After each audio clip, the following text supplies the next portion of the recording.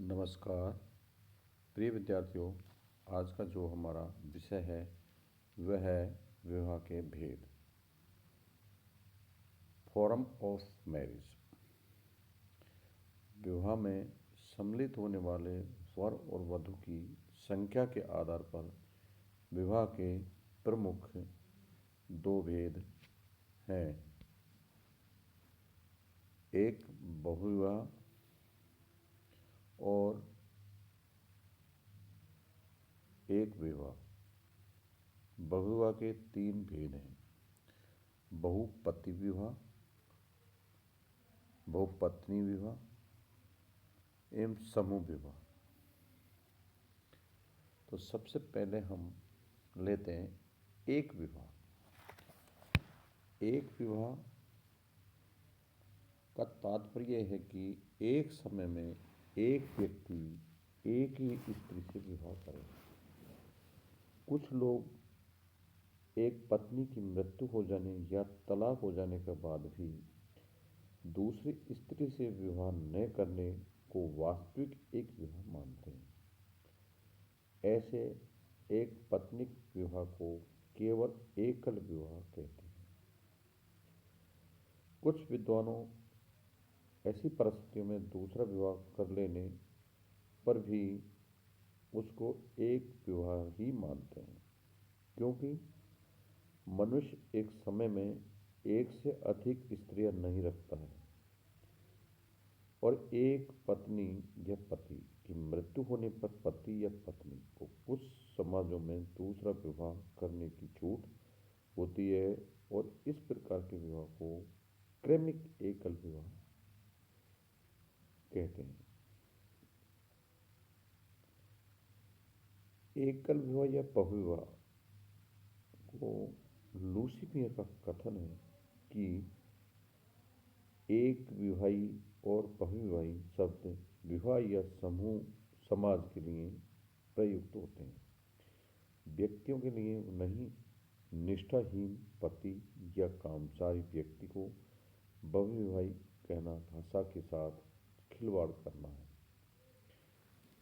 जहाँ स्त्री और पुरुष की संख्या करीब करीब समान होती है, वहाँ साधारण एक विवाह का प्रचलन होता है। यदि ऐसा पद सदा ही आवश्यक नहीं है, उद्विकासवादियों ने एक विवाह को परिवार एवं विवाह के उद्विकास का अंतिम चरण माना है।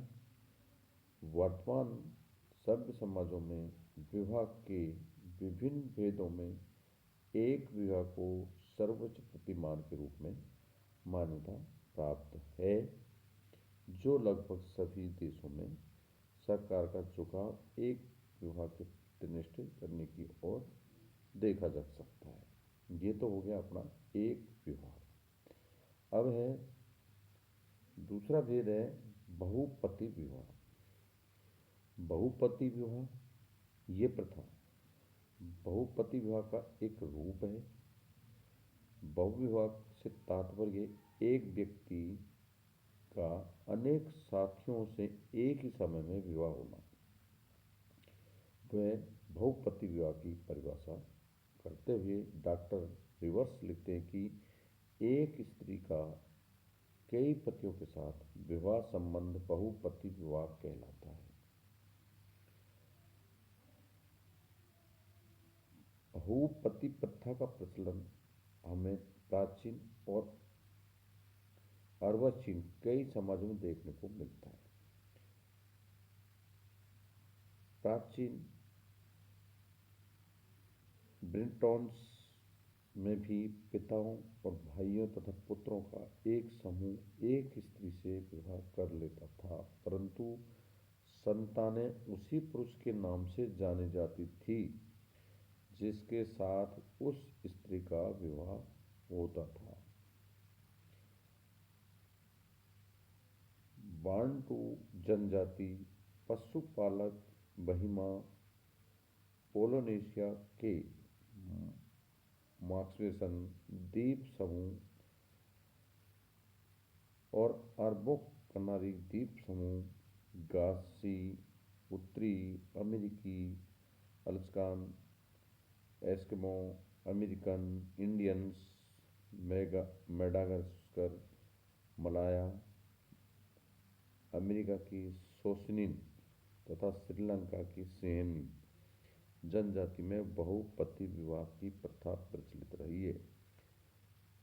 भारत में तिब्बत, देहरादून, जौनसार तथा शिमला की पहाड़ियों में, टिहरी गढ़वाल में रहने वाले खस राजपूतों में, नीलगिरी की पहाड़ियों में बसने वाले टोडा एवं कोटा लोगों, लद्दाखी, बोटा तथा तमिलनाडु के नियात एवं इराया तथा मालाबार के नायर आदि लोगों में भी बहुपति प्रथा प्रचलित है।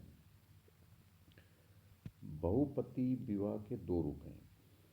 एक जिसमें एक स्त्री के सभी पति आपस में भाई होते हैं, ये प्रथा तिब्बत में है। अतः मैकलेन ने इसे तिब्बती बहुपति प्रथा कहा है।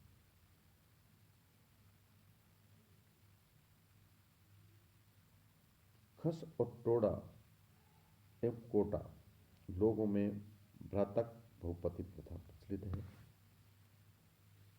यह लंका के रतनपुरा जिले का उल्लेख देखने को मिलता है। वहाँ के सिंगमिली लोगों में अक्सर दो भाइयाँ एक पत्नी के साथ घर बसा कर रहते हैं। इसका एक दूसरा रूप है जिसमें पतियों के बीच परस्पर कोई संबंध नहीं होता है। मैकलेन ने इसे नायर बहुपति कहा है क्योंकि इसका उदाहरण मालाबार के नायर लोग हैं। बहुपति प्रथा के प्रचलन के अनेक कारण हैं।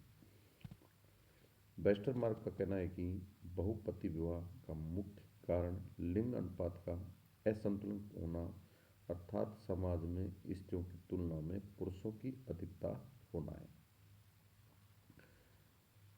ऐसा इसलिए होता है कि कई समाजों में जीवन बड़ा संघर्ष में है। इस संघर्ष में स्त्रियां भार स्वरूप समझी जाती हैं, अतः उन्हें पैदा होते ही मार दिया जाता है।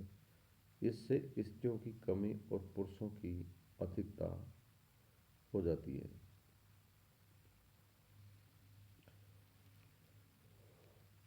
बहुपति के विभिन्न परिणाम हैं। ये सम्मुख आए हैं। इस प्रकार के विवाह को स्त्रियों से उत्पन्न होने वाली संतानों की संख्या कम होती है तथा जो संतानें होती हैं उसमें भी पुरुष संतानों की संख्या अधिक होती है। ये क्रम पीढ़ी दर पीढ़ी चलती रहती है। कई स्त्रियों में बहुपति प्रथा से बांझ बना जाता है।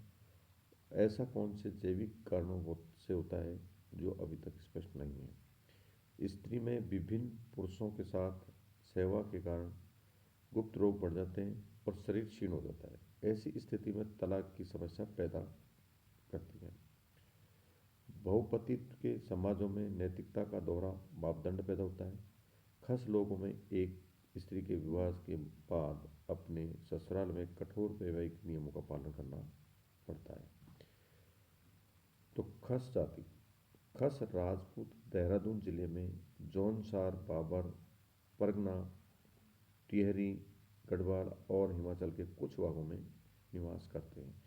ये लोग अपने को पांडवों की संतान मानते हैं और ब्राह्मण तक बहुपति प्रथा का पालन करते हैं। यद्यपि सभी खस इस प्रथा का पालन नहीं करते हैं। खस लोगों में सबसे बड़ा भाई ही विवाह करके स्त्री लाता है और शेष भाई स्वतः ही उस स्त्री के पति हो जाते हैं। एक माँ से उत्पन्न सगे भाई एक या एक से अधिक स्त्रियों से सम्मिलित रूप में विवाह कर लेते हैं और वे स्त्रियां सभी भाइयों की सामूहिक पत्नी होती है, परंतु बड़े भाई का ही पत्नी पर विशेष अधिकार होता है। वह पत्नी से अन्य भाइयों की यौन व्यवहार तय करता है। जब बड़े भाई या छोटे भाइयों की आयु में अत्यधिक अंतर होता है तो छोटे भाइयों के लिए अलग से पत्नी आ सकती है, लेकिन उससे विवाह सबसे बड़ा भाई ही करेगा। टोडा जाति में नीलगिरी पर्वत पर निवास करने वाली टोडा जनजाति में भ्रातक बहुपति विवाह प्रथा प्रचलित है। सभी भाई एक स्त्री से विवाह करते हैं और यहाँ तक कि बाद में पैदा होने वाले भाई उस स्त्री के पति माने जाते हैं। ये तो हो गया अपना बहुपति विवाह। अब है बहुपत्नी विवाह। बहुपत्नी विवाह का अर्थ है एक पुरुष द्वारा एक से अधिक स्त्रियों से विवाह करना। विश्व में अफ्रीका की वह भूमि है जहाँ यह प्रथा अधिक फली फूली है। यहाँ राजा और राजा सैकड़ों पत्नियां रख सकते हैं। यहाँ भिन्न भिन्न स्त्रियां भी संतानों को विशिष्ट शब्दों में पुकारते हैं और उन्हीं के साथ आधार पर पहचानी जाती हैं कि वो किसकी संतान है। इससे सगे भाई व अर्ध भाइयों में भेद जाना जा सकता है। इस्लाम में बहुपति प्रथा व्यापक रूप से प्रचलित है। ये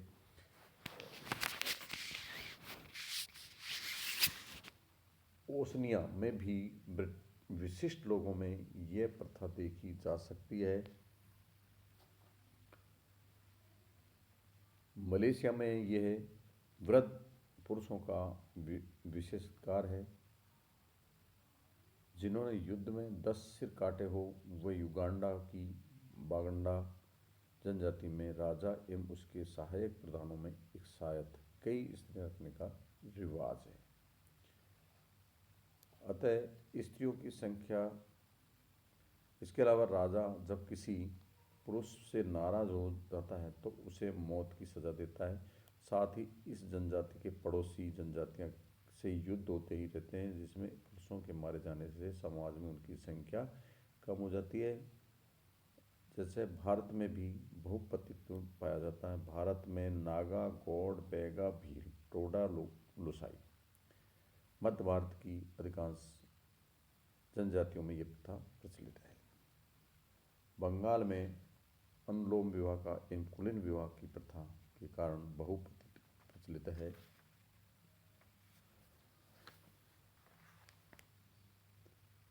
बहुपति के कारण क्या क्या हैं? बहुपति के कारण निम्न है: पुत्र प्राप्ति की लालसा। दूसरा है आर्थिक कारण। अधिकांश जनजातियां पहाड़ी भागों में निवास करती हैं। ऐसी क्षेत्रों में रहती हैं जहां जीवन यापन के लिए प्रकृति के कठोर संघर्ष करना पड़ता है। अतः आर्थिक क्रियाएं कई सदस्यों की एक सहयोगी क्रिया है। अधिक स्त्रियां होने पर उन्हें खेतों में मजदूरों के रूप में काम में लगाया जाता है। 3 पे पत्नियां सामाजिक प्रतिष्ठा की सूचक हैं। धनवान जमींदार व्यक्ति अधिकाधिक पत्नियां इसलिए रखता है कि उससे उसकी सामाजिक प्रतिष्ठा बढ़ती है। अगला है स्त्री पुरुषों में अनुपात में अंतर। जहाँ स्त्रियों की तुलना में पुरुष कम होते हैं वहाँ पुरुष एकाधिक स्त्रियां रखते हैं। शिकार, युद्ध एवं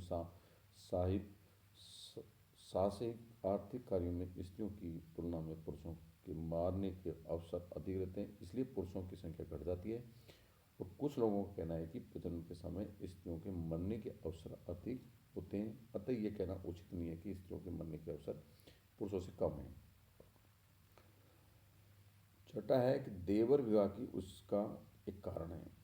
एक भाई की मृत्यु पर उसकी विधवा से दूसरे भाई को विवाह करना होता है। इससे जीवित भाई की पत्नियां ही संख्या में वृद्धि हो जाती है।